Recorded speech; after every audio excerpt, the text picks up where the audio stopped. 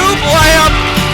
Look. Hello, and thank you for tuning in on the Thanksgiving episode of Mighty Mac Week in Review. My name's Dave Molinaro.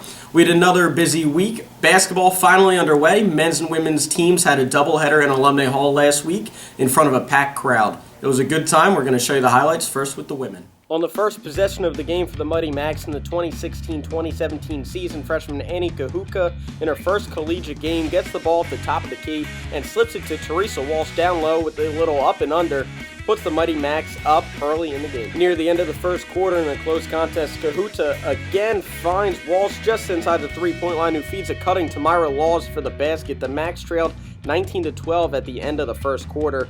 On to the second quarter, IU gets a run off the miss by DeSales, and Kahuka feeds it to Tamira Laws again, who finishes the bucket and gets fouled. She scored a career-high 31 points while grabbing 13 rebounds, as the Macs did trail at half, though, 40-32.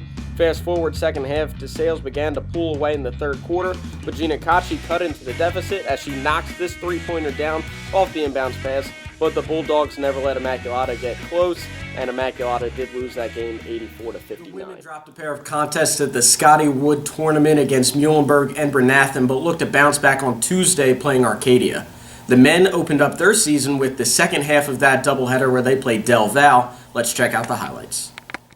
In the opening minutes of the game, the Mighty Macs on defense, Mike Pekarski here gets the pick off of the pass, one of his 4 steals of the day, and goes coast to coast for the bucket as he finished the game with a double-double, 10 points and 10 boards. Later on in the first half, it's Jordan Ambrose making his collegiate debut for the Macs, dipping in to knock down the jumper from the short corner to keep IU close early on in this game. It was then Will Chapman's turn. He shows some fancy dribbling and hits Matt Cruson, who throws a perfect pass to Josh Singleton down low for his first collegiate bucket and the old school three-point play. The Mighty Macs went to the locker room trailing 29-24. Early on in the second half, it was Roy Farrell Jr. He finds Matt Simon in the corner. What else does he shoot? 3 balls, that's all.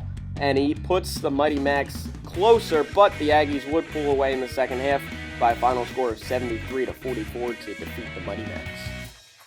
The men tallied their first win against Mount St. Vincent by a final score of 83-70. Congratulations to them. We also want to shout out to Myra Laws, who was just named to the CSAC Weekly Honor Roll. That's going to be all for this week's episode. Before we go, we want to say have a happy and safe Thanksgiving break. To all the students, you deserve it. We'll be back next week. Thank you very much for tuning in. My name's Dave Molinaro, and go Macs.